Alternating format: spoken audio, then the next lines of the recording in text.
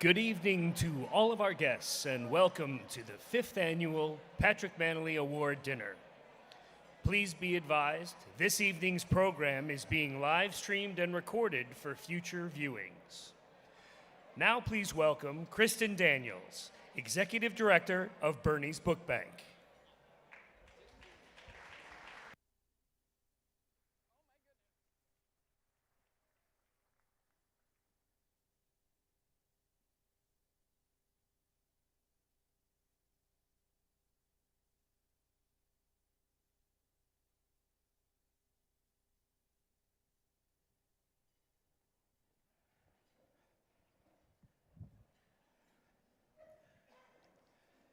Good evening and welcome. I think it's a sign of a good party if I show up late to my own introduction. I apologize for that. You guys are great company already. We're so thrilled to have you here with us tonight for the 5th annual Patrick Mannelly Award, and we remain humbled to be the beneficiary of such a special event.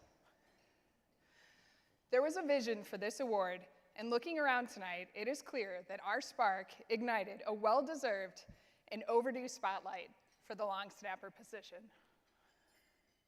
From what I hear, long snappers are rarely asked for autographs. They're not the guys that are getting interviews after the game. But long snappers aren't driven by that. They're quiet, selfless, focused. The long snapper is content to trade typical superstardom for the opportunity to do one job extremely well. The spirit of the long snapper lives not just on the football field, but in the real world as well. Anyone who thrives in quiet dedication to the greater good is a long snapper. No matter what you do, when you do it with excellence in the face of great pressure, you are a long snapper. Which is why Bernie's Book Bank is the perfect PMA partner. We're the long snapper of literacy. No child can learn to read without books. And our one focus is on creating pathways to success through children's book ownership. The work of Bernie's Book Bank may be behind the scenes, yet we're a critical player in the literacy equation. Since 2009, Bernie's Book Bank has helped to distribute 25 million books to children in the Chicagoland area. Right?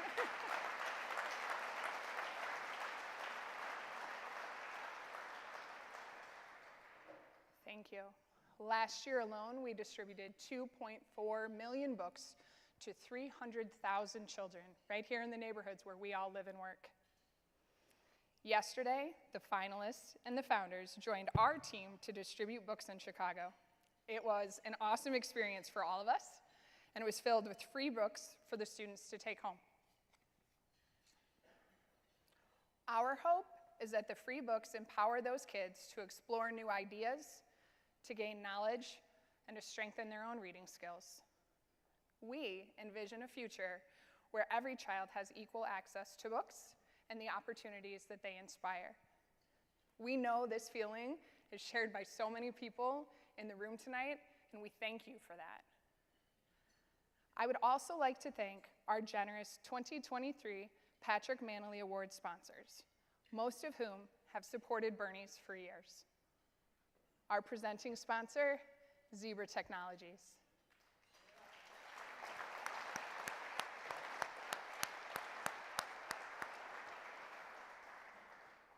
Our teamwork sponsors, the Chicago Bears, the Eisminger family, Elvira and Jay Mannelly, Rossborough Partners, Webb Insurance Group, and William Blair.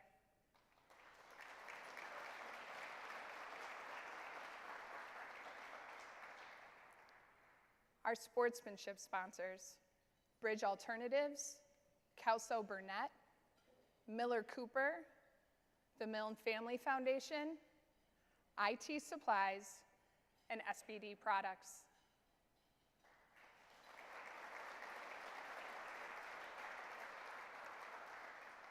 Our technology sponsor tonight, Notified.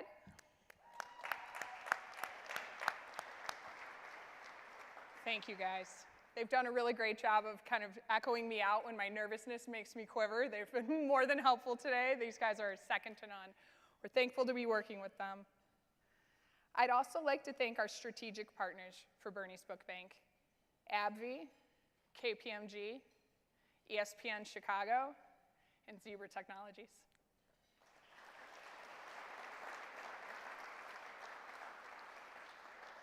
We couldn't do what we do without you guys, so thank you. I'd also like to take a moment now to highlight our presenting sponsor. As you'll hear in a few minutes, Zebra's partnership spans our entire operation. They utilize the latest technology to drive efficiencies in our warehouse. They provide equipment to us that helps to optimize our volunteer experience. And they lend expertise across every department on our team to strengthen the work that we do. From a corporate social responsibility place, Zebra has set the bar extraordinarily high, and we are eternally grateful. Please help me welcome Jeff Schmitz, Chief People Officer at Zebra Technologies, to the stage.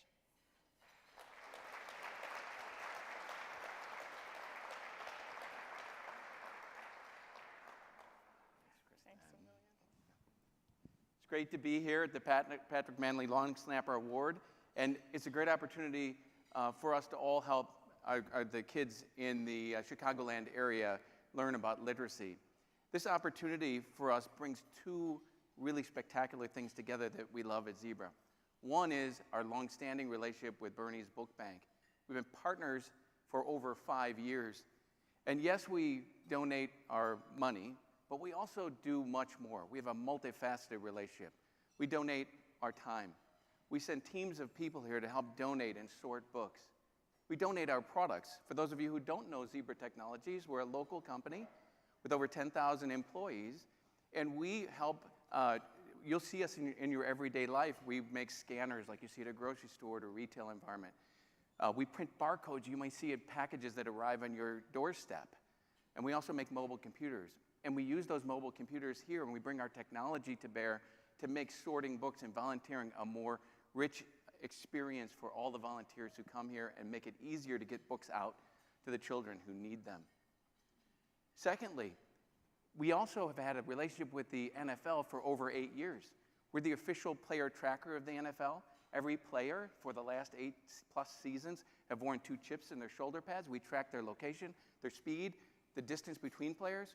We also track the ball. We have a chip in the ball. We know exactly where the ball is at any moment. We know the spin of the ball and the revolution of the ball. So we've had a long-standing relationship with the NFL, a long-standing spectacular relationship with Bernie's Book Bank, and it's really personal to us. Kristen, Darren, Brian, we really appreciate not just what you do, but we appreciate your friendship. So we're bringing those two great things together that we really love at Zebra, and bringing them together tonight is a culmination of all kinds of hard work by a number of people. And hopefully everyone has a great night tonight at the Patrick Mannelly Long Snapper Award. I want to thank the nominees for all your great work in getting this far. Congratulations, and look forward to talking to you all as the evening continues. Thank you. We'll roll the video.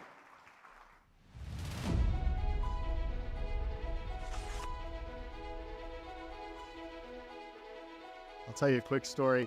A student got a book about lakes, and he'd never seen a lake, and the school was about a mile from Lake Michigan. That's not his world necessarily, right? Recreation, going to the lake. But then he talked about, could I maybe see this lake? And we're like, yeah, it's right down the street from you. And that's what we really want. We want the children to connect with those books and then take them on a journey. We have one mission and one mission only, and that's to increase book ownership in those communities. And I think we do it very well. I mean, the Mannelly Award and Bernie's Book Bank, they go together perfectly, because what we're trying to do is help somebody else be better or do their job better. We kind of feel like we're the unsung heroes of the literacy world. They're the unsung heroes on the football field. Bernie's works really as a logistics operation. We go out 5 days a week. We have 3 box trucks that are taking these books to where they're ultimately end up, which is in the children's hands.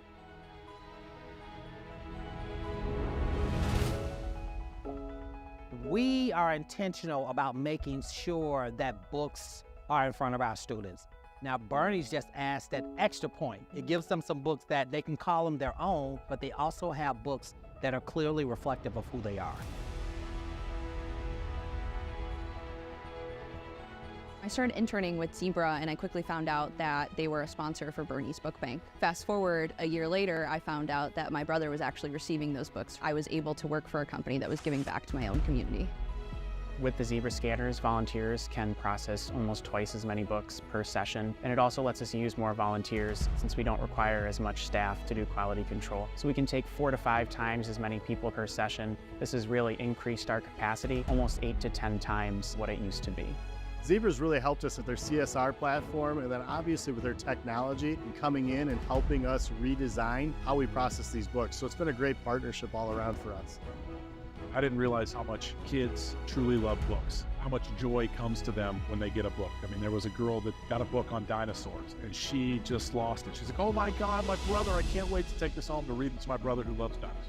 To see these young kids' eyes light up the way they do when they see a book, it's truly, it's inspiring. It really is.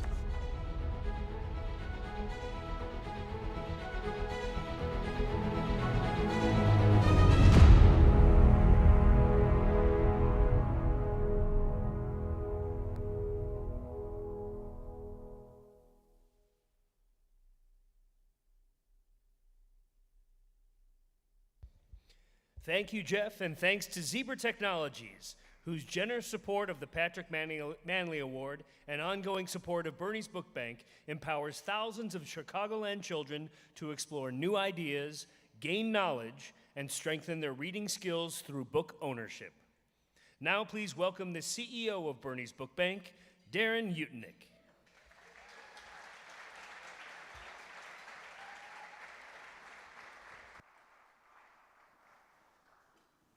All right. How's everybody doing?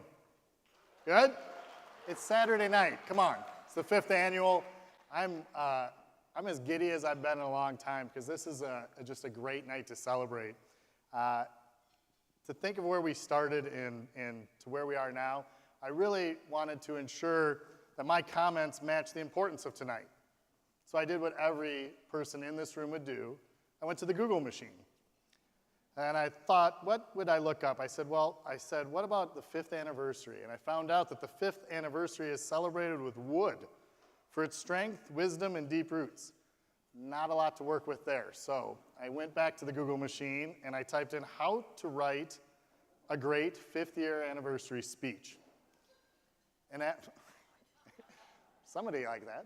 After scrolling through all the AI chat GPT sites when you put in something like that now, which is ridiculous, I found a great outline, and so I'm going to try it tonight.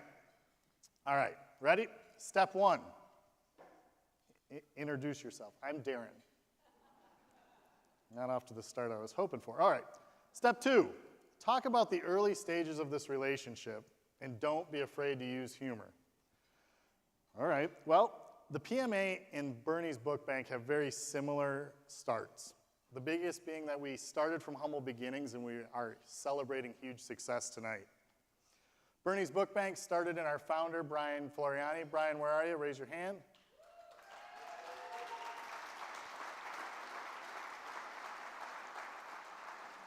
We started in his garage in 2009, and as you heard from Kristen, we just distributed our 25th millionth book.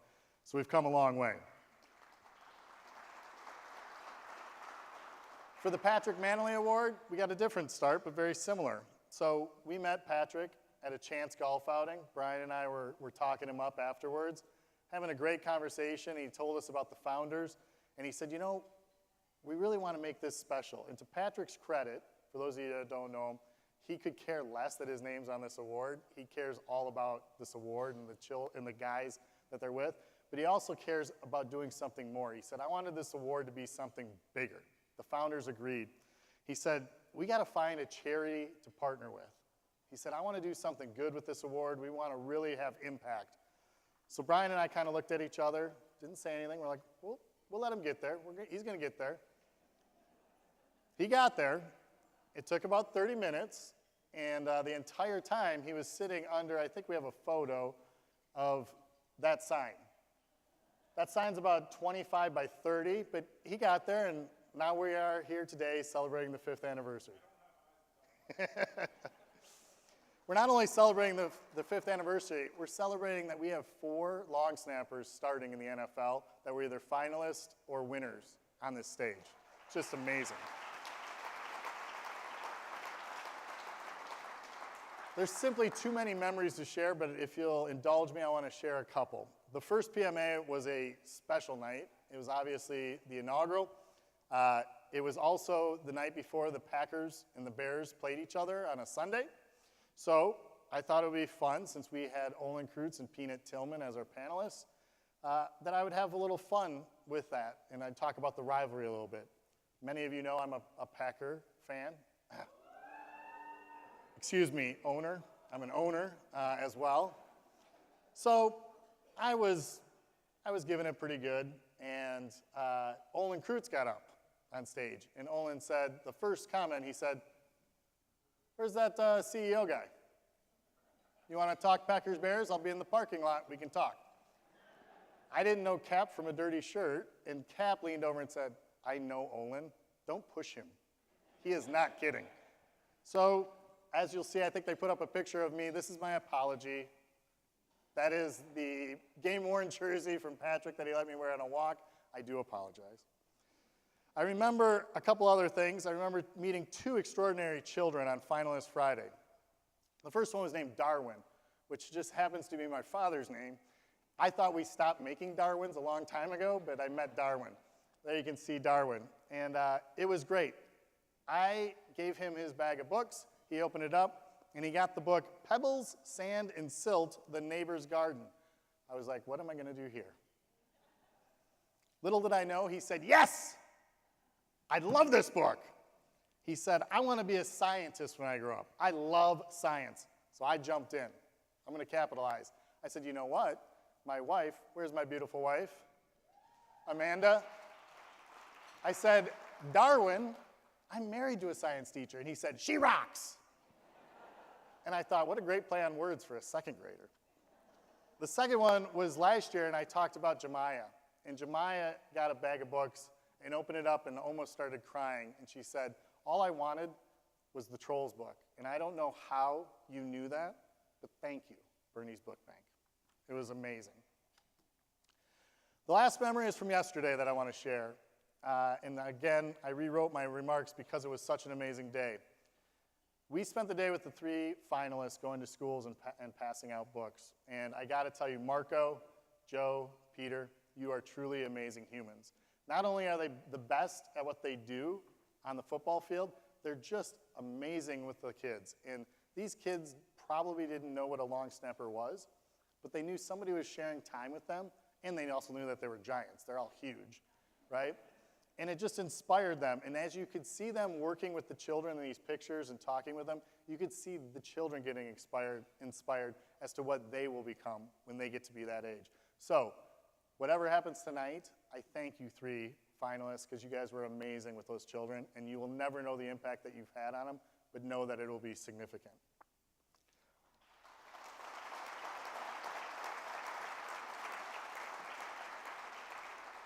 Step 3, talk about the future, how bright it is, and don't be afraid to be bold. Okay, I look out in this crowd and I see a lot of good-looking people, a lot of success. I'm sure there's a lot of stories as to how you got there, and we'd love to hear them all. The Patrick Mannelly Award is in the process of being recognized with the other collegiate awards. I don't know, there's something tonight, the Heisman or something is going on, I don't know. It's supposedly a big award, but we're on our way to get there, and I'm sure the founders are going to talk about that a little bit more. But since we're on that cusp, I want to make tonight the biggest Patrick Mannelly Award we've ever had. I want to do something a little nutty and a little crazy. I want to try to raise $10,000 tonight in this room alone, okay? And here's how, before you guys get mad at me or say, how's he going to do it, I'm going to walk you through this, okay? I'm not nuts, maybe a little, but if you break it down, it's really simple. Tonight, there's opportunities to give, and if we average, there's 230 people in attendance tonight, our biggest crowd ever. If we average $20 gifts, we'll be halfway there. $50 gifts, if we average it, we'll be over our goal. So I think we can do this tonight. I would also tell you that we don't need to do it alone, okay? Tonight we are live streaming. These beautiful people over here, notified, they got enough equipment, we could probably broadcast to Mars. but we're live streaming and we're live tweeting, okay? So you're gonna see this TV to me. So we don't have to do this alone. We can ask our friends, and we can actually use social media tonight for good, right? Not to start fights, not to be divisive, but for good. And so let's just think this through, and I'm gonna break this down. If you don't mind, I'm gonna look at my phone here. Let me see here. I'll open up the Twitter machine. Patrick Mannelly. Patrick Mannelly has 40,000 followers. That's impressive. David Kaplan, 140,000 followers. That's really cool. Darren Utnick. So between the three of us, we have 170,249 followers. Let's reach our goal tonight. I'm going to give everybody permission, okay? Permission that you've never had. You can use your phone at dinner tonight. Where's my son? Coop. This is the one time, buddy. Go ahead and tweet away. All right? So what we want you to do is take selfies. Talk about this award.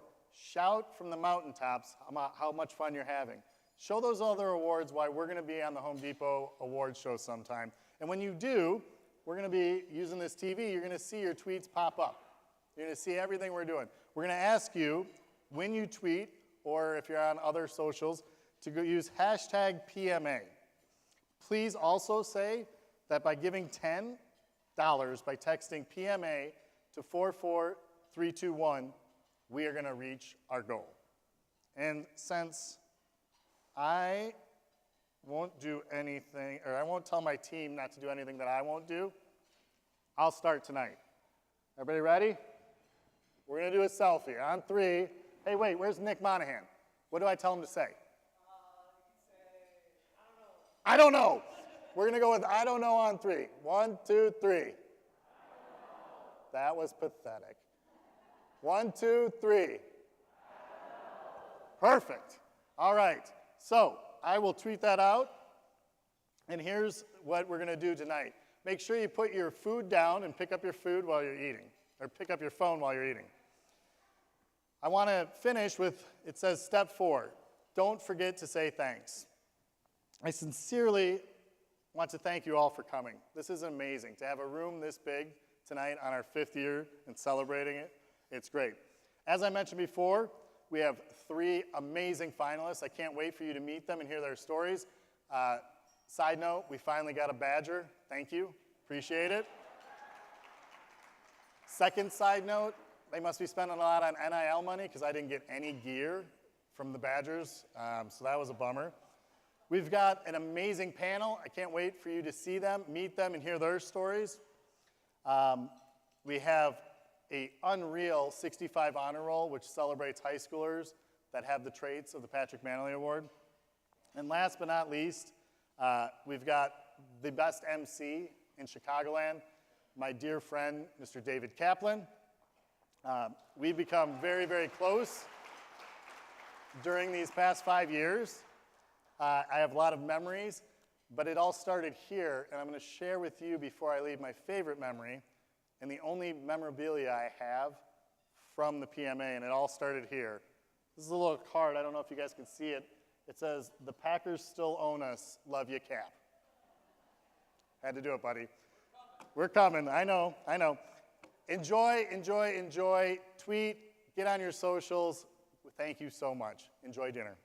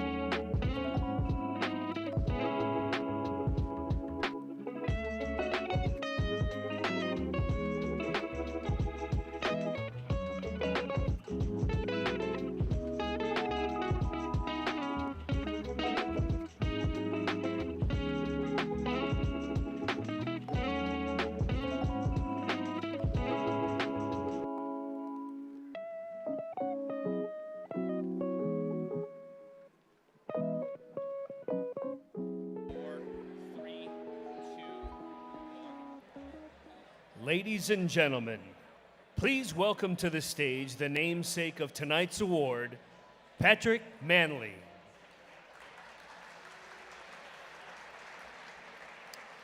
Patrick's 16-year career as a long snapper was spent entirely with the Chicago Bears, and during his tenure, he helped the team win 4 division championships and 1 NFL title. Patrick set the Chicago Bears franchise records for the most seasons and games played and was named one of the top 100 Bears of all time. Patrick currently serves as a football analyst for 670 The Score and hosts the Chicago Huddle and Golf 360. Patrick also serves on the Bernie's Book Bank Board of Directors. Please welcome Patrick Mannelly.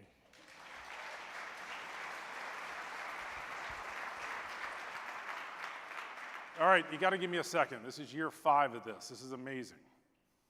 Chris and Kevin, I want to thank you guys coming to me and,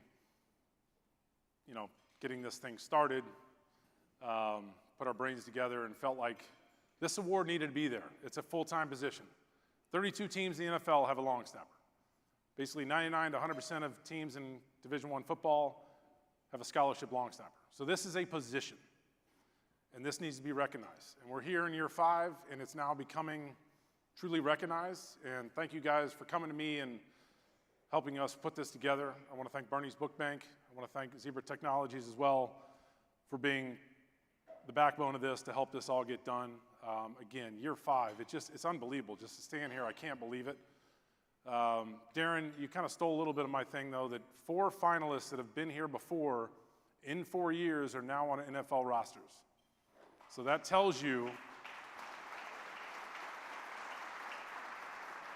that these guys are pretty good. So, Chris, I think we texted this morning. Give me the math on that. That's what percent? 1/8 of the NFL long snappers in 4 years have been at this stage. That's pretty amazing. And it's going to continue to grow because it's a position that keeps getting better, and you guys keep getting better. So, Bernie's Book Bank, thank you very much for having us here. But listen, we're here for a reason. We're going to find out the winner here shortly. And before we do that, we got a great panel of Brian Urlacher. Thank you for showing up. Aaron Wright from the Red Stars, Deion Miller from ABC7. David Kaplan's going to put on a great show. They're going to give us some entertainment. But I need each one of you to stand up. Joe Shimko from NC State.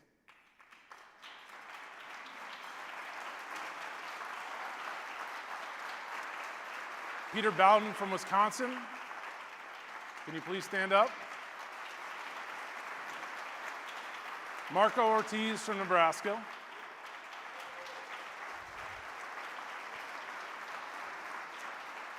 And just to let you guys know, it's an honor to watch your film. You guys are damn good. You make our position better. You make the NFL better. You make college better, all of it better. And we said earlier we had 1/8 of the guys in the NFL that have, or 1/8 of the snappers that have been on the stage have been in the NFL, and all you guys are deserving of that.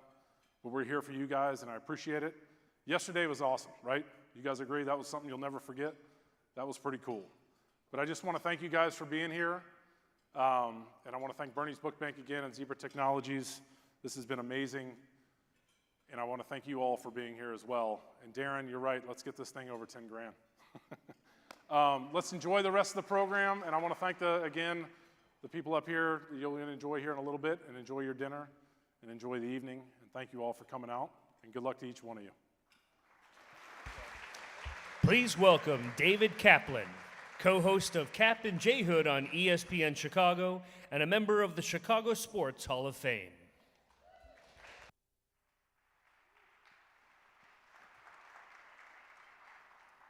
Well, year 5, it's an incredible honor to be up here again. I've been here for all 5, and to have a partnership with Bernie's is an incredible thing, but I've developed an incredible friendship with my friend Darren, who I met him through Patrick, and the next thing you know, okay, I'll come to one of the events, and then we end up doing this incredible Patrick Mannelly Award. But the way Darren and I met is an amazing story. So I am on the air, and I am not shy about being opinionated. That's just who I am. And I will have my share of athletes, coaches, executives that are not thrilled with my takes, so to speak, on the air. But I'm on the air one day and I'm saying, this was during COVID, why are we so divided? If you're a Cubs fan, you hate the White Sox, and if you're a Bears fan, you hate the Packers. I still do. And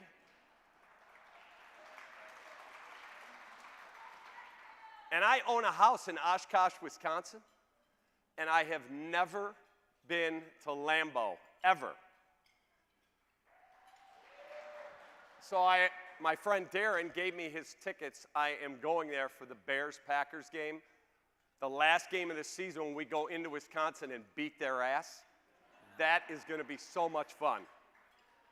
But anyway, it is during COVID, and my two producers, Danny and Chris, say to me, well, if it's so divided and everything's so divisive, politics and sports and all of this, why don't you bring everybody together and do a unity walk? And me being dumb, I said, okay, I'll tell you what. I'll walk home from work for unity, and I'll get a jersey that's half Cubs, half White Sox. Well, after I Googled how far it was from my office at State and Lake all the way up to, I live in Riverwoods, it's 29 miles. I said, okay, I'm out over my skis, but I want to partner with a charity and see if we can raise money for that charity. But it's got to be a charity, like there's a million great charities. I have a special needs son, Brett, but he's got Fragile X syndrome, which is on the autistic spectrum. But they get millions and millions of dollars of funding. I want to impact kids in the community that's my home. I grew up here. I'm a Chicagoan through and through, man. This is my town. And so we're in this meeting, and I'm thinking, who could I partner with? My guy Mannelly, Bernie's Book Bank. So I called Patrick. Hey, man, I got a question. Do you think Bernie's would be interested in doing this? He's like, yeah, 100%. So I called Darren. We put this together, Darren, in 3 weeks during the middle of COVID, and we walked from downtown Chicago all the way up. We went to Highland Park so we could go up the lake, and we had all these people waiting for us, and I think we raised $90,000 in 3 weeks. And then the next year, we raised double that. And so we do this every year now. Every year we call it Walk as One Chicago. And it's awesome. And all the money goes right here to this incredible place. And I got to go on a bunch of book donations with Darren. And we went to one, and this girl is sitting there crying. And I had given her a bag of books, and I said, why are you crying, sweetie? I've never owned a book in my life. I get to keep this? There was like 4 books in there. I said, yeah. And she was just blown away that she was going to get to take these books to her house, and they were her books. And that's what all of you helped to provide for this incredible place known as Bernie's Book Bank. So just wanted you to know how I got here and how this is an amazing organization. So thank you to all of you.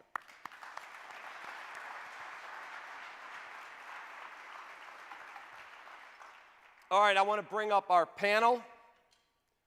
I want to bring up one of the greatest football players I have ever gotten to watch.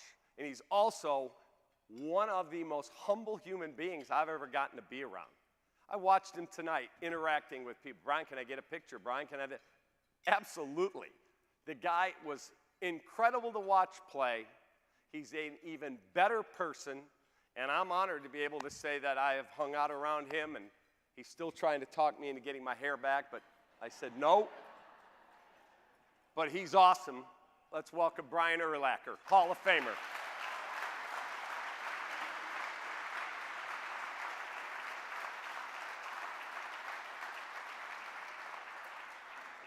You're the man. Thank you. Where do I go? Anywhere. I'll go the far one.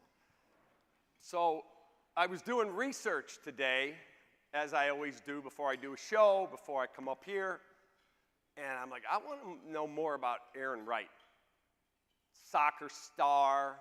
But the coolest part is how she walked away from her sport first to become a mom, and then goes back to her sport. But like the most important thing to her is her being a mom. And I watched this video on her talking about fertility.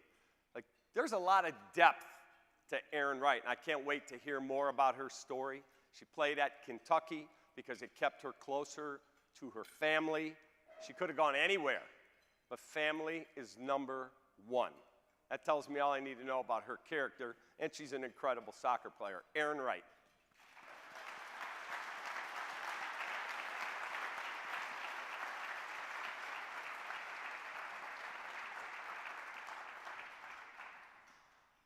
Dion Miller has become a dear friend of mine. We do radio shows together. It's hilarious to watch her get uncomfortable when we play a segment called Deal Breakers on the radio, which can work blue at times. But she's so wonderfully talented. She's all over the Bears beat. She anchors on the #1 TV station in town, ABC 7. She and Peggy Kaczynski do a weekly radio show that is must listen to, not only because you learn something, because those two have incredible chemistry. And I'm so honored and blessed to be able to call her a very good friend. I love her dearly. Dion Miller from ABC 7.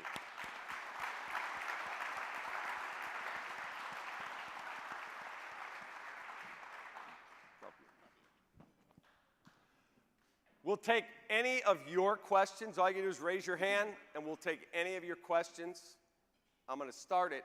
Brian, I want to ask you what it was like when a kid from New Mexico comes to this town, and you walk in, it's linebacker, it's the Bears, charter franchise. What was that like? Overwhelming at first. You know, I grew up in a town of 8,000, 9,000 people, so coming to, and I went to Albuquerque, which was 500,000 at the time, and to come here, I think it was 7 to 10 million in the areas, and the media was the biggest difference because we didn't have media. Where I went to school, there wasn't a lot of media. So to get here in that first interview, it was like, oh, you heard of Dick Butkus, Mike Singletary? I was like, I've heard of him, but I didn't understand the tradition until I got here. And the media made sure I understood very quickly what I was stepping into. But it was an honor. You know, I knew who the Bears were. I grew up a Cowboys fan. Sorry, everybody, but I grew up in New Mexico as a Cowboys fan. Still am. So it was different just to be in, like, I guess, the limelight of Chicago. Great football city. The thing that I knew right away was how great the fans were. The fans were phenomenal. We stunk my first year. We got better, but it was just amazing to see how great our fans were right away. So, Erin, you and I were talking a lot about your career. The success you've had to make it to the pros is incredible. But, like, family is #1 to you. You're now a mom, back to playing. You were telling me about your late mom, and you stayed to play near home because you wanted your mom to be able to see you play, even though you could have gone anywhere in the country. So talk about that decision and that relationship. Yeah, it was a hard decision. I resented it for a lot of time, for a very long time, because I was young. I was 16. When you're 16 years old when you have to commit to a college. And I was 16. My mom was just diagnosed with cancer. She was given 6 months to live. And I had a little brother 9 years younger than me, and at the time I was in with the national team, the youth national team, and I knew that I was talented, and I didn't want to stay home. I wanted to go as far away from home. I was that kid that I was like, I'm going to California. Y'all aren't going to see me again. And then my mom got the diagnosis. And I knew in my heart that I needed to stay. So it was a hard decision for me, but I knew that in the long run, it would be good for me. And looking back now, I am so thankful that I did it because I still got to where I wanted to be, making the decision that wasn't the decision I wanted to make. And you also became mom to your younger brother, who's what, 9 years younger than you? Oh yeah, he doesn't ask dad for permission, he asks me for permission. And he's 21. He's 22 now, but acting like he's 18 still. You're still mom. Yeah, I'm still mom. So Dion, you and I was talking about Ohio. You're from Ohio. I am. From Florida, but you worked in Ohio. I was born in Ohio. We moved to Florida, and then I moved back to. I worked in Ohio. I've worked everywhere. I mean, I've been all over the country, but here, like now, is home. Right? So Can I say that? I remember when you got hired at Fox. Yes. So she gets hired at Fox, and I'm talking to the guy who made the decision to hire her, and he's like, "We found this amazing person. She's coming in from Ohio." And all of a sudden, ABC 7 goes, "Wait a minute. We're stealing you away." Yeah. And you go to the #1 station. Now you're on the Bears beat. What is that like going into that station, #1, and covering guys like Brian or Olin or whoever it is that's on the team? Well, first of all, you two were both in the locker room when I started, and I'm not kidding. Like, they both could throw me across the room, right? So it was a little bit intimidating when I first got here. But it was a true privilege to cover a team that is so loved in this city.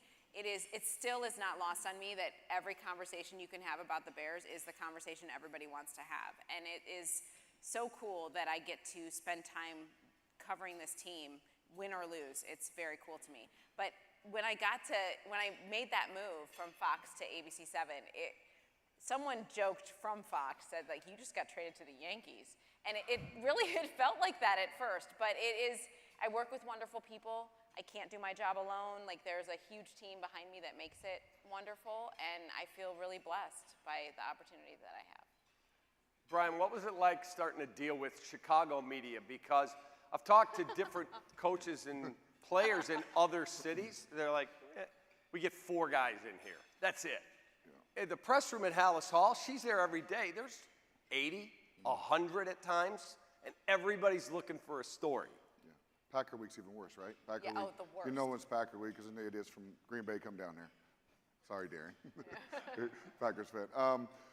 Like I said, growing up in New Mexico and going to the University of New Mexico, we didn't have a lot of media in our locker room. So it was definitely a change. Like, I just remember like a week after I got drafted, coming in there, I was in my little collared shirt. You know, most guys are in suits. I was in my collared shirt on the day I got drafted, and there's so many just faces in that media room and cameras. It's overwhelming. It was stressful to me. I didn't do a very good job at the beginning because I was so shy. Still never comfortable with it, but it's easier now the older I got. But as long as you play well, you're not going to have a hard time. Unless, you know, playing well and winning are 2 different things, though, because you want to win. And when you don't win, then the media starts taking shots at your teammates. That's where I always had a hard time. When the media would go after one of my teammates or my coaches, that's when I always had little run-ins with the media in the locker room or wherever it may be. If I saw them in public or something, we may say something. But it was hard to just kind of be always kosher with them because of some of the things that they, like yourself, you said you'd say on the air that we didn't always agree with, but you're entitled to your opinion. Doesn't mean I have to agree with it. Correct. Yes. I'm sure there were things I said that you didn't agree with. In terms of dealing with running a locker room, I've asked guys who are on your team, who runs that locker room? And I always heard 2 names, you and Olin. I would say Olin, number 1. Pat was there my whole career. I mean, from what, 98 to 15 you were there? So I was there 2000, 2012. Pat was there the whole time. So you can easily say Patrick and Olin. Patrick maybe more in the background, but Pat was always in our team. He was always the captain, always in our team leader meetings. He was the guy. You know, maybe Olin might have been the enforcer. I'll say that. But Olin was the guy, and I feel like our guys always signed people that fit in our locker room. And if they didn't fit in, they found a way to fit in very quickly because they understood what was expected of them. Not only in the locker room, but on the field and in meetings, stuff like that. Because we've had most of the time a bunch of good guys. There was a few knuckleheads, but I think that's with anything you do. Aaron, what does it mean to be a leader in your room, in the room? In the room. It's not just being the best player. Yeah, female sports are a little bit different than male Tell us sports. why. We have a lot of opinions too, but we don't come straight out and say it to each other. We like to grab each other privately and say it, so that's a little bit different. And there's always a dynamic. You can't just have one. You've got to have 2. And so for our locker room, it's Alyssa Nair and me. Alyssa Nair is the straight-laced, like, she's going to tell you how it is and make sure everyone's on time, and she's going to tell you if you're not.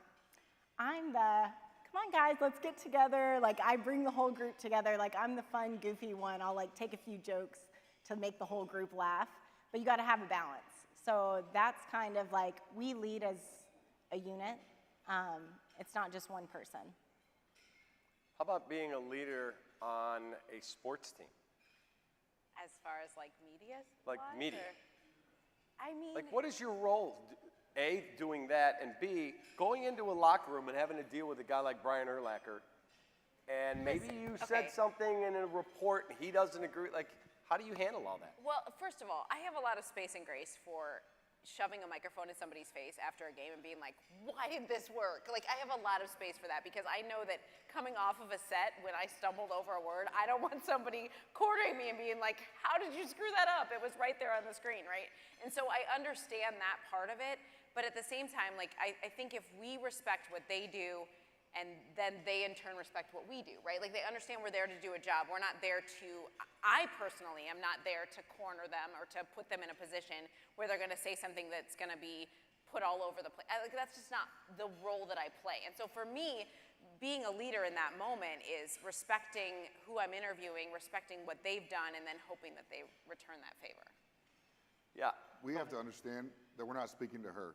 We're speaking to the fans Yeah. and people who are watching the show, not necessarily to her. She may have asked the question, but we're not speaking to her. And it took a while for me to figure that out as well. Yeah. And I think the sooner you figure that out, the easier it'll be for you as Right. an athlete. But if you make a bad play that costs the team the game, Yep. and I go on the air, as I would do, and say, frickin' Urlacher killed us today, man. Yeah. He blew that tackle, we would have won the game. Is it easier now with hindsight, because you're older, to go, okay, he was just speaking fact, that's what happened?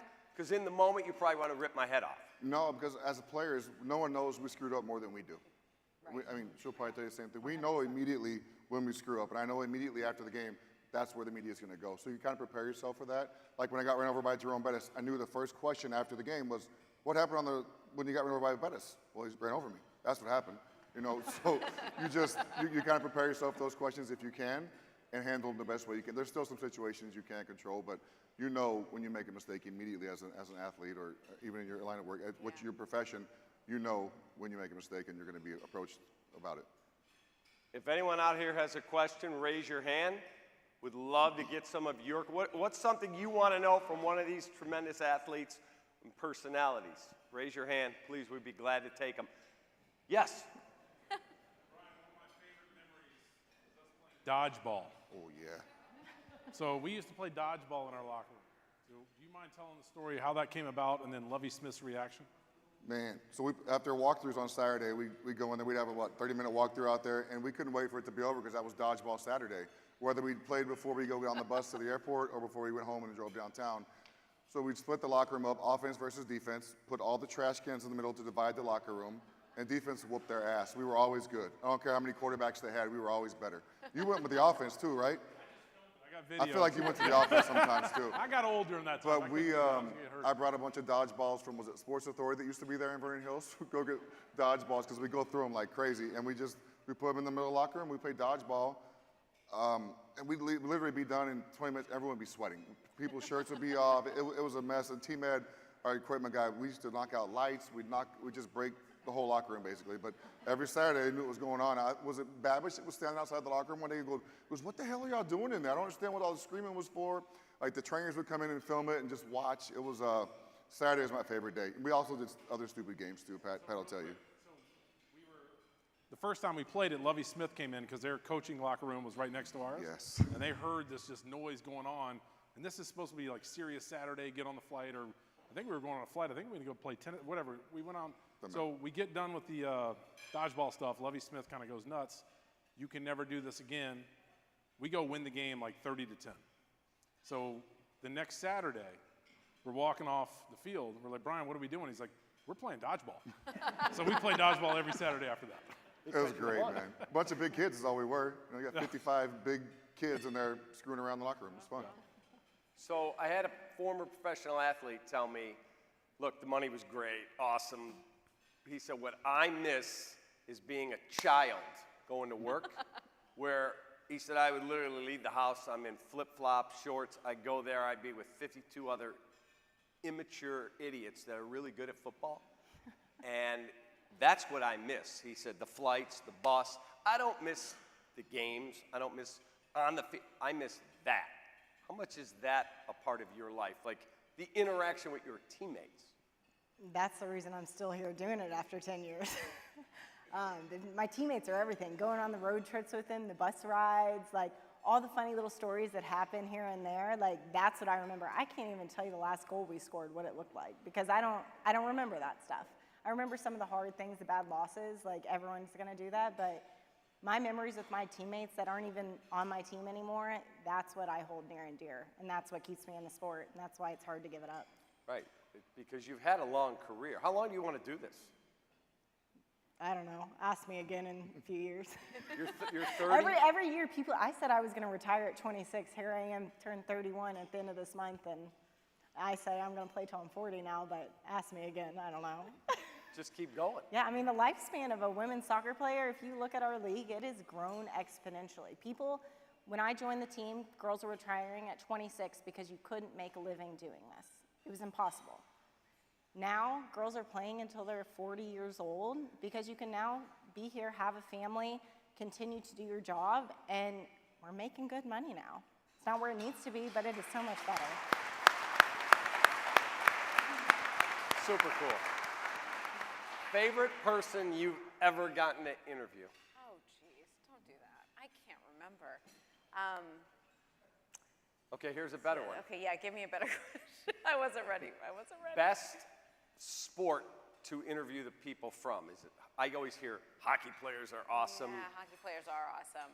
But honestly, I'm gonna be real. So I'm gonna change the question. Can I change the question? Sure.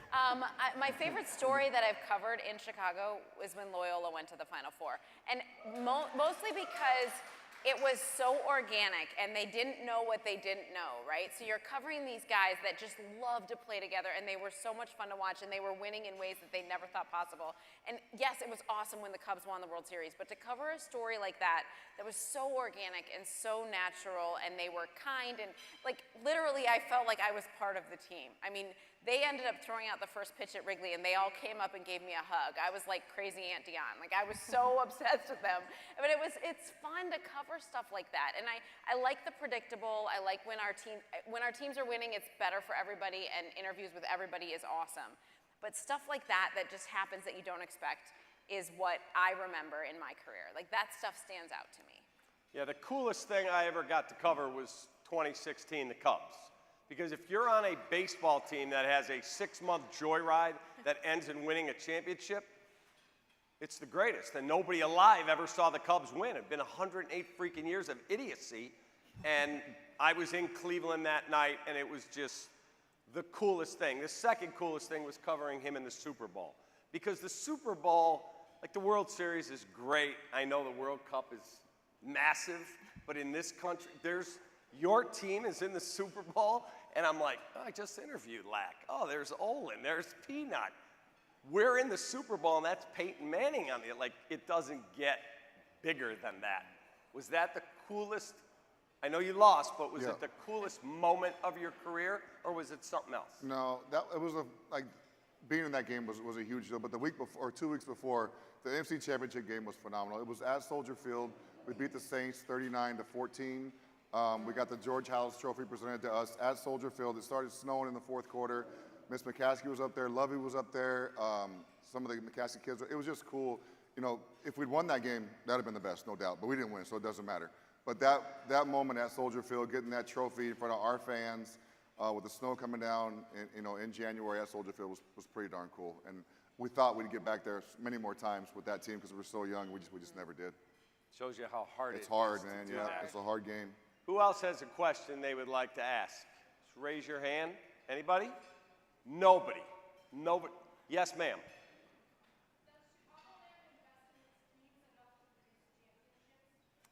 Wow. That's a great question. She asked, does Chicagoland invest enough in its teams to produce championships? I would tell you the Bulls don't. They don't know that there's something called a luxury tax that you are actually allowed to violate and go over.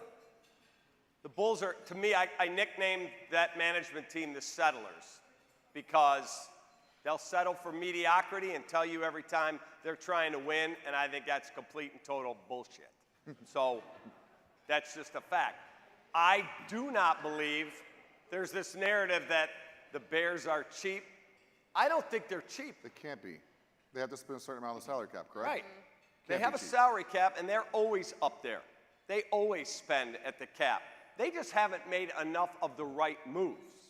So do the Bears know how to win? I really like the guy they have running things now, Ryan Poles. I really do. I think the roster is markedly better. I don't know what they're going to do at quarterback. Do they keep Justin? Do they go get Caleb Williams? It looks like they're going to pick number 1. I don't think it's money, but I do think next year they take a major step forward because that roster is getting a whole lot better. I'm terrified that Jordan Love is really good in Green Bay and that they figured this out again. Terrified. Terrified. In terms of the White Sox, I think they're, right now, it's unfortunate, they're a train wreck, an absolute train wreck. And my brother's a diehard White Sox fan, and to see how that thing has disintegrated into a 101-loss team, I don't know how that happened, but they need a lot of work. The Blackhawks are in the midst of a rebuild. They have a great generational 18-year-old kid who I think is going to be a star in Connor Bedard, if you haven't watched him. Travis Kelce was talking the other day. He said, oh, my God, every night I'm home, are the Blackhawks playing? I got to watch this Connor Bedard. Yeah, he's amazing. So if you haven't seen him, I highly recommend him. As for my Cubs, if you didn't hear the news today, Shohei Ohtani signed with the Dodgers, 10 years, $700 million. $700 million he got. Now, this is a guy who doesn't want to talk to the media. He won't tell you the name of his dog. If you have violated that, you told him you even met with him, you were going to be in trouble with him. He's, in my opinion, a prima donna, but he's a really talented prima donna. $700 million? We'll see how that works out. But I do think the Cubs are going in the right direction. I don't know if you'd agree with my analysis, but I think the Bears are going in the right direction. I think so too. I'm exhausted by the conversation about the quarterback. I'm sorry, I am. I'm exhausted by the whole thing. Like we've said every angle we can, and I am an Ohio State fan, so I want Justin Fields to succeed. Thank you. OH, my goodness. But I want him to succeed. I just feel like if we're at this point and we're still asking questions, that's your answer, which breaks my heart. But I agree with you about the rest of the teams. But the Bulls have done something no one in our city has done since September. They've won like consecutive games. Yeah. We are so starved, you guys. It's really bad. It is. It's really bad.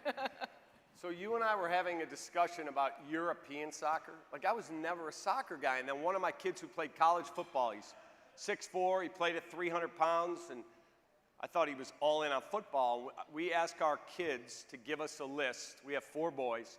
What do you want for Christmas? I'm Jewish, my wife's not, so we get Christmas and Hanukkah. What do you want? And we get, I want this video game, I want this, I want that. He gives us his list that has one thing on it. Promise me you will take me to see Manchester United play in England. Okay? So I go online on StubHub, and tickets are like stupid expensive for the worst seats. I'm like, Garrett, these seats are horrible. They're a fortune. And I'm telling this story on the radio, and just weird how things happen. I'm walking into the East Bank Club downtown, and this guy goes, hey, Cat, I was listening to you this morning. Yeah. Are you looking for tickets to see Manchester United? I am. He said, well, my buddy owns the team. What? Dude, my wife works for Lou Malnati's. You'll get pizza the rest of your life if you can pull this off. And he said, let me make a call. I'll get back to you. And I get an email. It opens up. It's ornate. We request the honor of your presence, me, my wife, and our son Garrett, at Chelsea at Manchester United. Oh, my gosh. We think Ohio State, Michigan's big, Bears, Packers. That's like going to Mass on Sunday compared to that. Like, we went to a bar when we were there, the 3 of us, and we had bought Manchester United jackets. I was telling you this story. And this couple comes up, and the guy said, you're not from around here, huh? Nope, from Chicago. You're in a Manchester City bar. Take those jackets off because you could get beat up walking out of here. Like, that's how serious they take it. But after watching Premier League soccer, it's amazing. And you had an experience. You played in Spain. Tell that story. Yeah, so I was telling him, when I was younger, you go through the youth national team program and whatever, and you go to La Manga, Spain, you go to all these different places, and they decided to take our team to a game. And we were training at this, it wasn't a premier team, an EPL team, but it was one of their academies. So we went to one of their games. Well, they ended up losing by a lot. Like, it was like 7-0. Oh my God. And the fans got so angry that we had to be shuttled to the buses and we had police brigades around our bus all the way home because fans were so angry that they were rushing the bus that we were on because we were affiliated with the team that had just lost, that they had to literally shut down the gates because people had like weapons to come get us because they were that like enthusiastic about this game and they didn't want to see their team lose. So it was terrifying, but also kind of cool that people cared that much about soccer when you live in a country that no one really cares that much about soccer. But I'm going to throw it back real quick to the question you said before. You asked, is Chicago investing enough in their sports teams? I don't know if anyone's followed the Red Stars, but Laura Ricketts, and everyone should know the Ricketts name, they own the Cubs, they just invested in our team. So that is a team that is investing in women's soccer. Super cool. And I know Laura Ricketts is as good a person as you will ever meet. She's an amazing, amazing person. And actually, every year that we've done the Bernie's Book Bank walk, Tom has sent a check and Laura has sent a check separately. I get these several $1,000 checks. Hey, Bernie's Book Bank, we're in. So the Ricketts family, aces. They're good with me. Brian, let me ask you about Justin Fields. So, please be honest. Please be honest. Dion, I've never seen a topic so divisive as Justin Fields. Like if I go on the radio and say, I don't know about this guy, fumbled twice in the fourth quarter, 4 interceptions by the defense, or takeaways as Lovey likes to call them, and we don't get a touchdown, might have to move on. You literally would have thought I kidnapped one of those people's kids. I mean, it's literally insane how divisive it is. You had the line. If we're asking the question if he's the guy in year 3, you might already have the answer. What do you think? Love that answer. Thank you. You're welcome. That's it.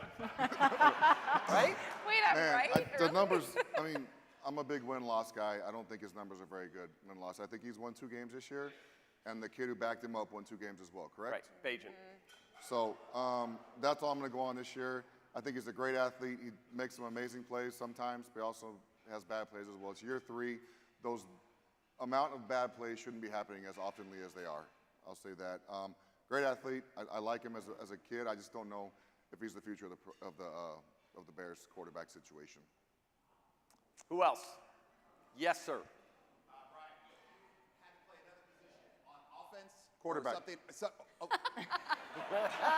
Or something as technical as a long snapper. What would you choose? I'll choose quarterback easily. I'd still be playing right now. I'd be making $25 million a year, and I never get hit. That's an easy decision for me. Long snappers got elbow problems, they got shoulder problems, they got hip problems. Yeah, but you still got to, this move is not good for your elbow. Pat's got all kinds of stuff going on with his body. So, yeah, I would definitely be a quarterback. That's an easy decision for me. Like I said, you don't get hit, you make all the money, you get, every penalty is thrown against you. The way to go. I'll say this about long snappers, though. Every guy who plays, any smart guy who plays on an NFL team knows how important that position is to our team, because when you don't hear their name called ever, in my whole 13-year career, the only time I heard Pat's name called was on tackles, on punt team. That's a great thing. You never heard his name called for his bad snaps, nothing. Our operation was phenomenal, and it started with him, obviously, with the snap. I think you missed 1 game. You missed 1 game? Yeah. Just amazing how honed in they were at their craft and doing that, and it's the most, the quickest thing that happens in football. It's one of the most important plays is the field goals, obviously, to win the games, and we always knew our operation was never going to fail in those situations. Pretty cool. Yep, it's truth. And Robbie just retired too. Yeah. We had great position players at that. Yeah. Yeah, hand for Robbie Gold. He was amazing, man. Amazing. And being a long snapper helped you become a 1 handicap at golf too, right? Exactly. The amount of work was as much as them, yes. Who else has a question? We got a little bit of time. Over. Yes.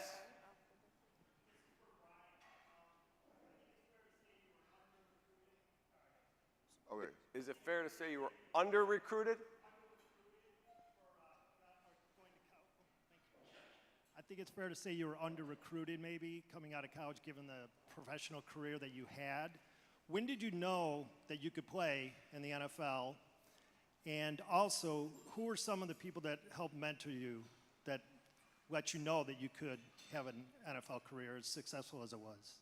So do I feel under-recruited coming out of college? Is that what you're asking? Yeah, I think it's fair to say, given your NFL career, you were under-recruited. Well, out of high school, I had one offer. It was the University of New Mexico. That was my only offer. Right, yeah. So maybe I was under-recruited, but it worked out so great. I mean, I could never second-guess the decision that was made to go there and play the 4 years there because it worked out perfect. I got drafted by the Bears, number 9.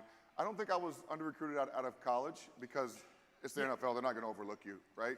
If you do well and you do well at the Combine and the Senior Bowl, they're going to find you.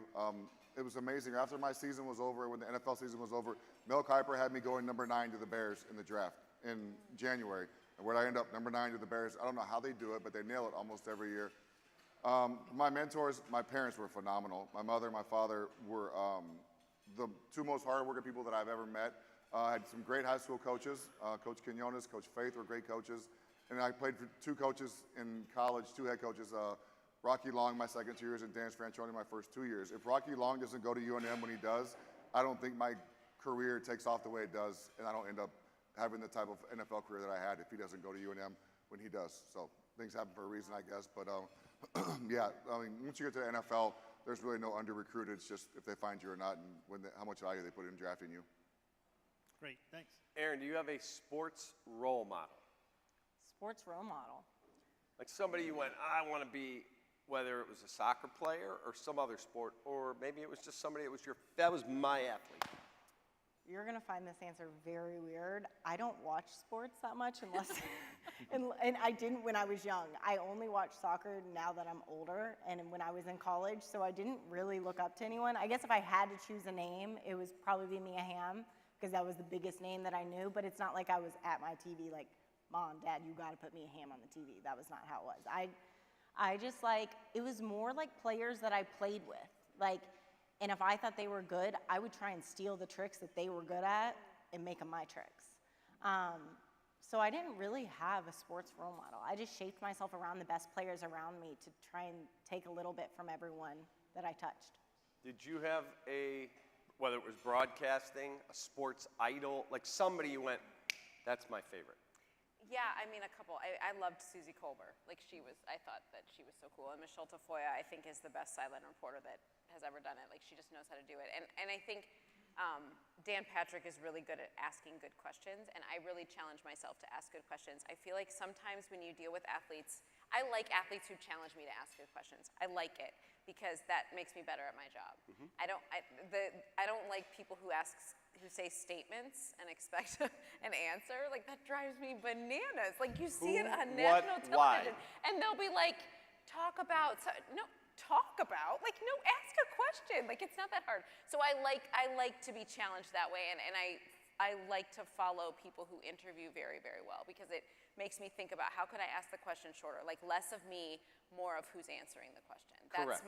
That's the way I approach it all Correct. the time. Be invisible. The question Yes. should always be who, what, why. Brian, why did this work? He can't go no yet. He has to think about it and then go, here's why that defense worked or didn't. Yes. That's what I'm talking about. By the way, my favorite athlete, no one in here would match it. Secretariat is my favorite athlete. That's true, it is. 100%. 100%. That's an There was a bunch of cool Bears. Brian was amazing. I've got a bunch of friends who played on the team. Great. Love the Cubs, all of it. That freaking horse. How are his interviews? How are the interviews with Secretary? Are they good? Does he give good answers when you talk to him? He gave or her, him, whatever. Amazing answers. But my wife, when we got engaged, there's this lithograph of the cover of Time magazine. Secretariat was on it in 1973. This is during Watergate and the Vietnam War is just ending. And the horse was the cover of Time magazine. And they did, I think it was 999 lithographs. And they're signed by the owner, who's now deceased, and the jockey. And we got engaged. She surprised me with that. And she also said when we got married and moved in our house, there's not going to be sports stuff hanging in our living room. We're not putting up jerseys. You want to put that in your office, that's where it goes. Secretariat hangs in our family room. That's like that horse, and I own 2 race horses. But that Secretariat, I always compared him to Jay Cutler. I'm not a Jay Cutler guy. You may be. He was the guy that could have owned the town if he was like a good dude, or Secretariat. If he was parading through here, he would take pictures with every one of you and sign your autographs with his hoof print. Oh my God. Just telling you. Thank you for being on this panel. You are too much. That was good. I am who I am, man. Thanks again. How about a hand for our panel? Good job.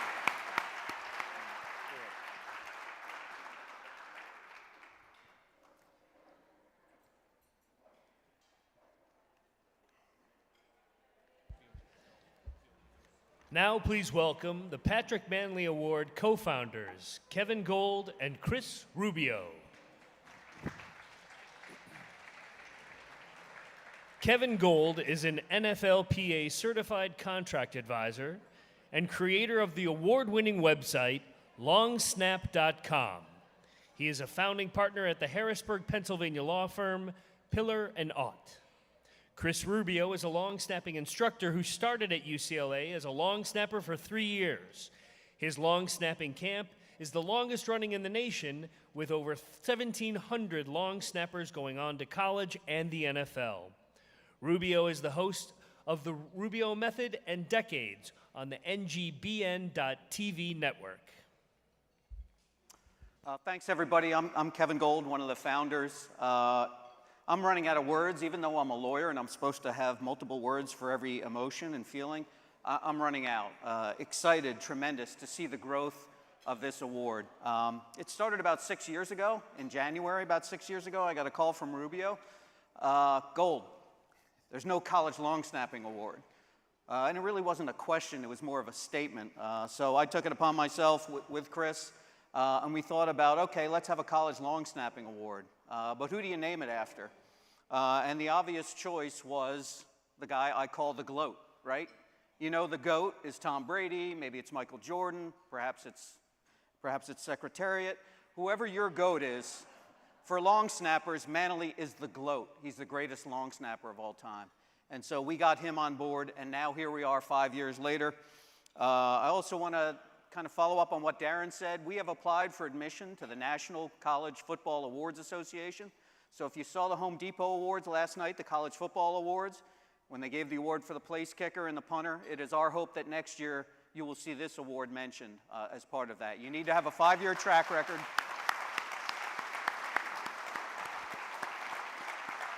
Thank you.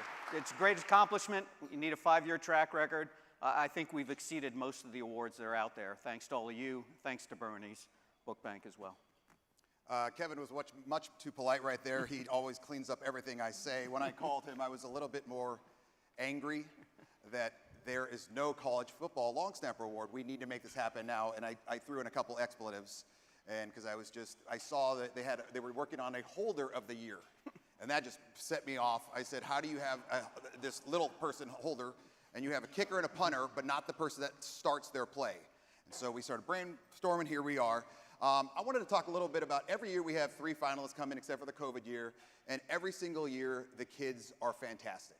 Obviously they're tremendous long snappers and human beings, but this year, personally have known every single one of these long snappers since they're about 16 or 17, and I texted them when we figured out who the finalists were. I said, okay, these guys are obviously studs. You guys are going to be amazed at how great of people they are.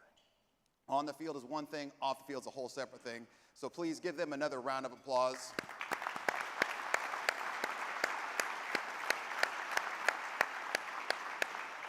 And we have had just an absolute blast with them the last 24 hours, whether it's making fun of Shimko because he speaks 2 words per year.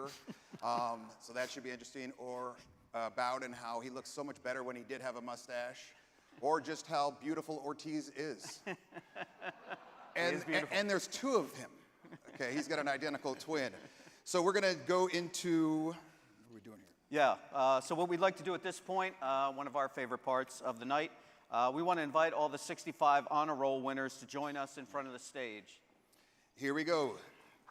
Sohan Bendre, Lissy Bloom, Sean Brown, Andy Baccaro, Jack Donovan, Catherine Malloy, Jack McGeehan, Tyla Moore, Ben Owens, Sophia Sapp, Ryan Swanson, CJ Valente, D'Angelo Willis, and John Witowski. Come on up, guys. And girls. Yep.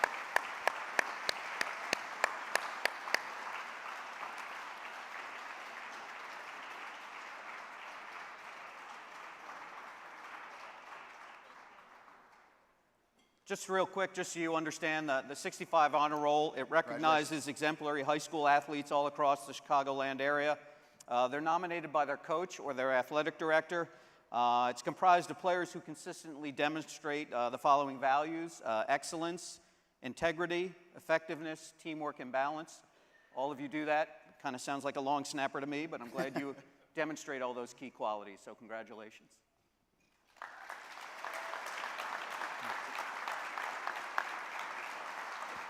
You guys can go sit. Oh, wait, oh. Yeah, can I jump up there?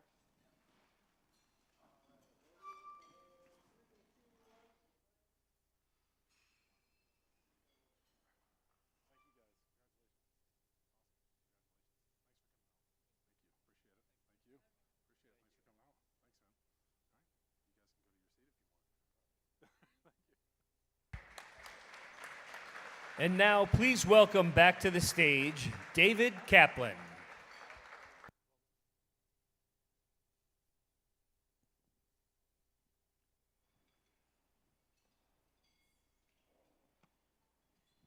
All right, now it's time to meet our finalists and then crown the 2023 Patrick Mannelly Award winner. Peter Bowden is from San Diego, California. He handled every snap for the Badgers the past 3 seasons. Recorded multiple solo tackles in his career, has been invited to play in the Senior Bowl, has made the academic Big Ten team for 2 straight seasons. Let's take a look at a video about Peter as he joins us up here on stage. Peter Bowden, Wisconsin. Number 47, a redshirt senior. Peter's been phenomenal since the first day our new staff walked in the door in January. I mean, obviously the production speaks for itself in regards to the snaps, the times, the location, the accuracy, getting the laces in the right spot. Bowden snaps, ball down, kick is in the air, and the kick is good. He's also had a really big impact overall on our special teams because of his confidence and his leadership. I've said it before and I'll say it every day. He's the best snapper out there in the country, point blank period. He's really an unsung hero on the team. I mean, long snappers are a position that doesn't get a lot of glory, but it's a position that comes up huge in the end of games and on 4th downs. It changes games. We made some changes to the punt scheme even throughout the course of the season and put more pressure on him because of what his skill set allowed us to do. And when you take a look at, overall not giving up a lot of punt return yardage and our net punt really being really successful, it still comes back to not only the snap and the kick, but also comes down to him, being a cog in our protection, especially later in the year, that allowed us to get some great coverage down the field. Being a young guy, I look up to him.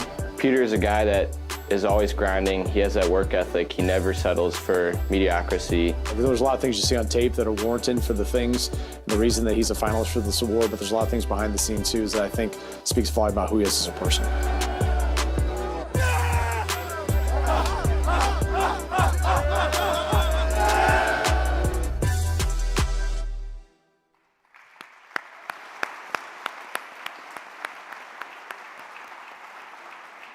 So I have been to a football game in Madison. Yeah. There's not many better environments. I mean, it's amazing. What was that experience like for you? Because my friend Patrick Mannelly said to me one day, dude, if I do my job, nobody knows I'm even out there. But if I don't, I'm absolutely going to get blasted. So there's a lot of pressure. What is it like in a high-pressure environment in the Big Ten at Wisconsin? Man, I loved it. I loved every second of Wisconsin. It was great. Like you said, the environment there is unbeatable. And when you've got a winning team and you're rolling every year, it's tough to play there. And I remember my first start, you sort of feel that pressure, especially when you're a freshman. You get out there and it's like, oh my gosh, like so many people here. Like it's a big stadium, but I think I just rely on my teammates, just relied on my training, and it made it easy. How about being in the Big Ten Conference? Because it's pretty amazing. Yeah, it's a great conference, and it's only really getting better. I mean, you look at the teams coming in, how competitive it's going to be next year. We looked at our schedule, and we saw could probably play 5 top 10 teams next year, maybe 3 in the top 5. So it's going to be tough, but I've loved it. The weather's tough, but there's no bigger games. Well, congratulations on being a finalist. Super cool. Appreciate it.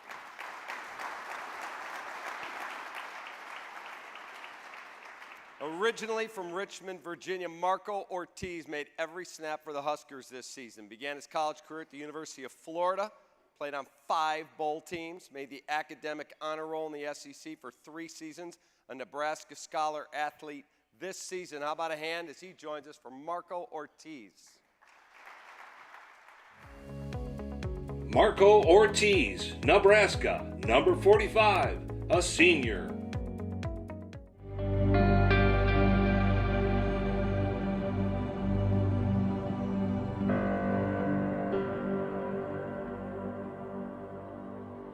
Marco Ortiz, no one ever talks about the long snapper, man. He makes an unbelievable block.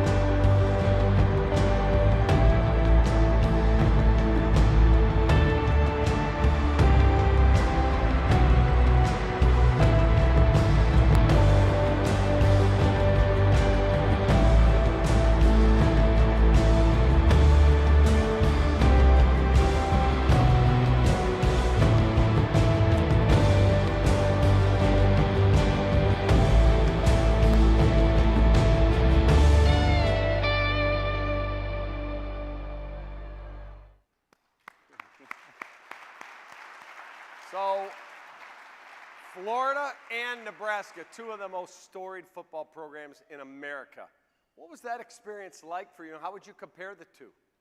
You know, it was really a dream come true, you know, playing at the Swamp with 90,000 people and then going to Memorial Stadium. That was 90,000 people. But to be honest, I didn't really realize the history behind those programs. But once I got there and learned about it, it was really a true honor to be able to play for both historic programs. How about the pressure on being a long snapper? Because as I said to him, you screw up, everybody knows, oh, bad snap. There's a lot of pressure, but he said he thrived on it. How about you? Yeah, I would say the same. I try not to really think about that. You know, we put so much work into it every single day. So yeah, that pressure doesn't really get to me. And if you know what you're doing, then there's really no pressure. And honestly, I like the pressure. I feel like I do better under it. So I think we just thrive under it each and every day. So. Well, congrats on being a finalist. Thank you. Super cool.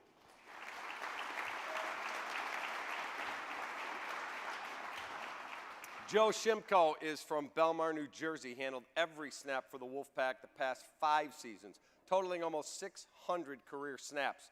In his college career, he's recovered a fumble, made 13 tackles, helped kicker Christopher Dunn win the Lou Groza Award as the best college kicker. He's also a semifinalist for the Jason Witten Award. He will also be playing in the East-West Shrine Bowl. How about a hand for Joe Shimko as he joins us? Joe Shimko, North Carolina State, number 91, a graduate student. Joe Shimko, the best long snapper I've ever coached. Had the privilege of being with. Super accurate, diligent, hardworking, detailed, understands everything that he has when it comes to the timing, when it comes to the laces and how they come back and match with the snapper, the protection that he can give us in punt schemes. A lot of these snappers don't protect anymore. Joe can do that as well. The fact that he can cover and tackle. And then off the field, what he's done in our community, raising money for Gigi's Playhouse and other community efforts, over $55,000 donated from his fundraising efforts. He has left a lasting legacy here. And long snappers, if you don't know their name in the stands, they're usually the best ones. For 5 years, people have never had to talk about one of his snaps. So we appreciate Mr. Consistency, and we know that we've got the best one in the country here. He has it all. He's accurate, he's fast, and then you add the ability to protect, which he's been tremendous the last 3 years doing that. You got an all-around long snapper. He's a football player, he loves the game, he's physical, he's fast, and then of course he has the technical skills to get his job done. And so, I mean, he's not able, just to snap the ball, beautifully and perfectly every time. He's also able to block, which takes a lot of strain off the other guys in the unit and off me, just because I can kind of, be back there knowing that everybody's going to be covered and that I'll have the time that I need to get the punt off. So just like the attention to detail that he has, the intensity that he plays with, and, just like how much he cares about what he does, and the people around him really sets him apart.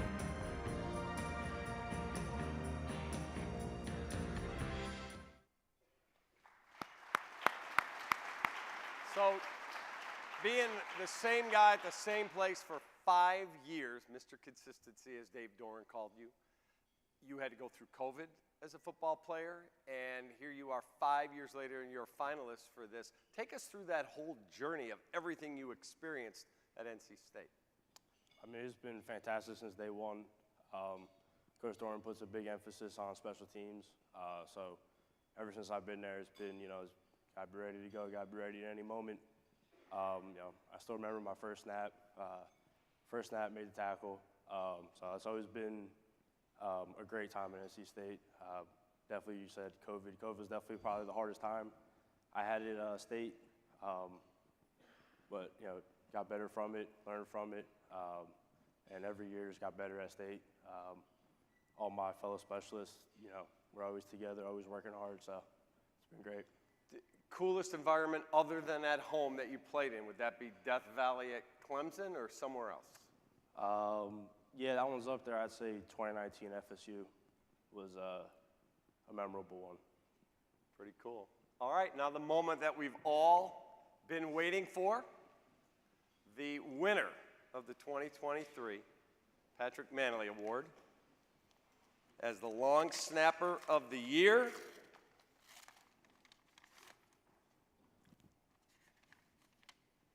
The winner is Joe Shimko, NC State. Hey, congrats, man. Appreciate it, bro. Appreciate it. Pretty Hey. awesome, man. Hey, appreciate it. All yours. All right.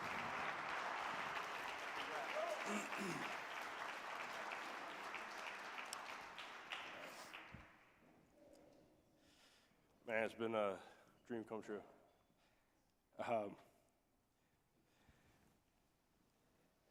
Sorry.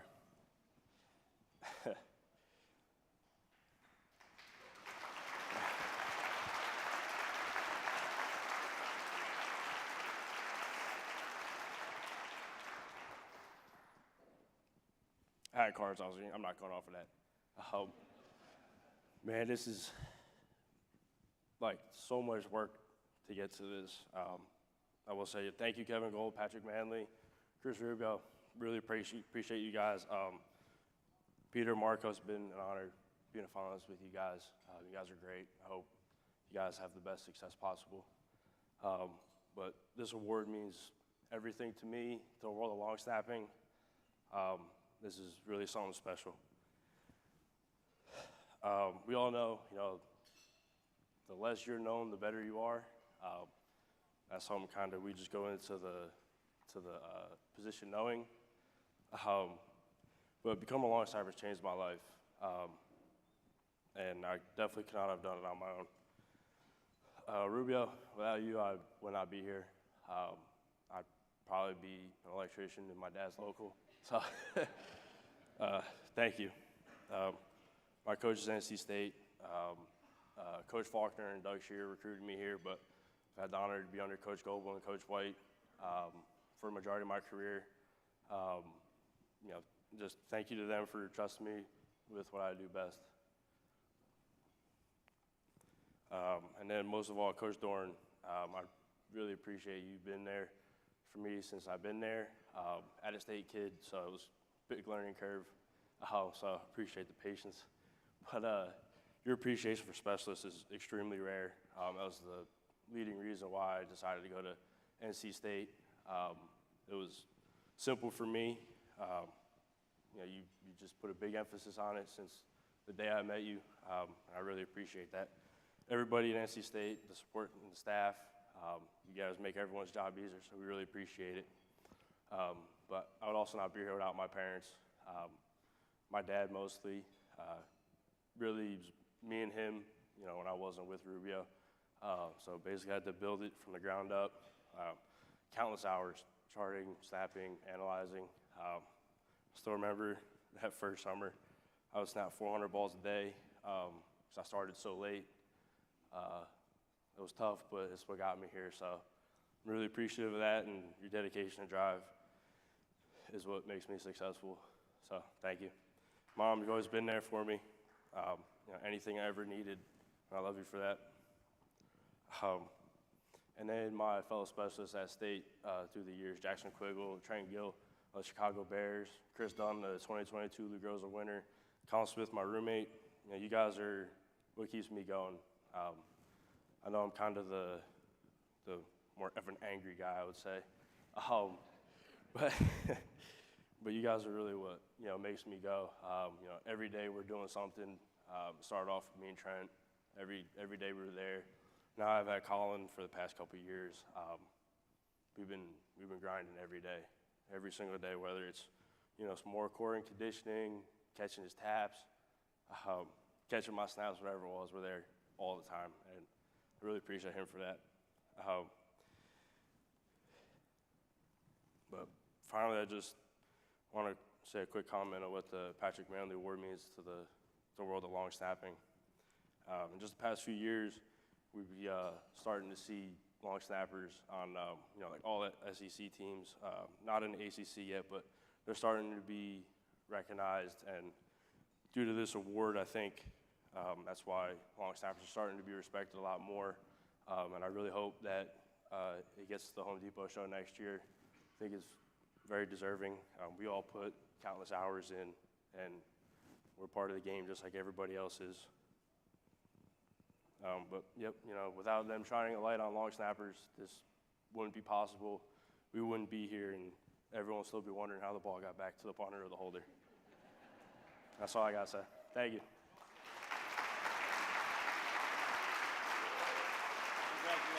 Thank you. Appreciate it. Sure.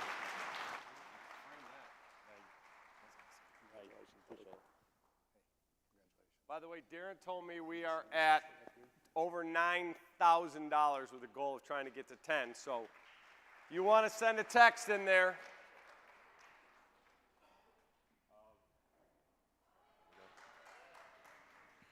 I don't know about Mike's on, but my foundation will donate however much needs to be to get to the $10,000. So whatever is there, we got. Congrats. Thank you. You too.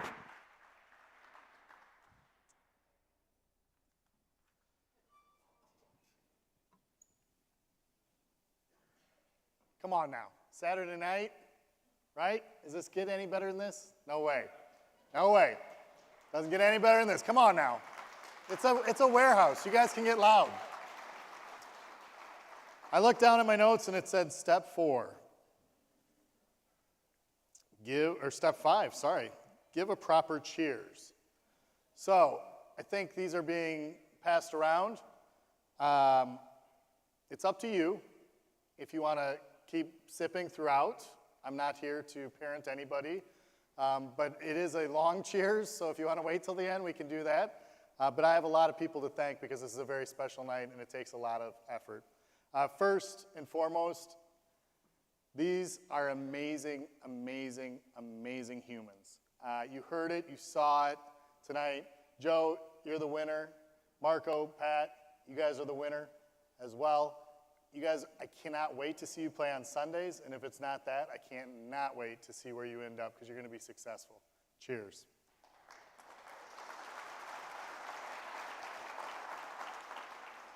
To our panelists, Brian, Aaron, Dion, man, you guys brought it. That was amazing. I thank you. You helped make this such a special night. Cheers to you. To the founders, it's been a journey, fellas. Patrick, Chris, Kevin, cheers. This is nice. This one, you got to get loud for me because the notified team, first of all, I don't even know if all those cords are attached to anything, but there's roughly 10 gazillion cords over there. You saw the production value. Please give it up for notified. Cheers.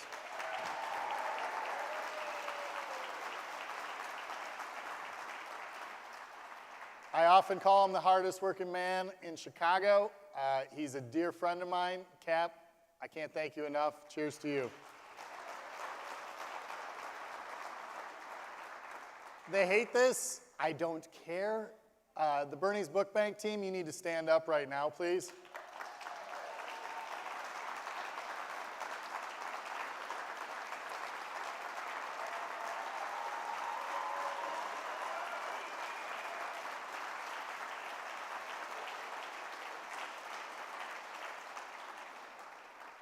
I'm not even going to say anything. That was loud enough. I will say this, though. There's one person, Christina Holt, tip of the cap. Thank you, thank you. To be Bernie's Book Bank, 25 million books, and we're not stopping. We're not stopping. We're going to be at 50 before you know it, so cheers. Here's the big one. My producer just told me in my ear, we're over 11,000. Cheers to all of you. I will leave you with this, a heartfelt thank you, and get ready. Next year might be a little bit bigger. We'll see you next year. Thank you so much.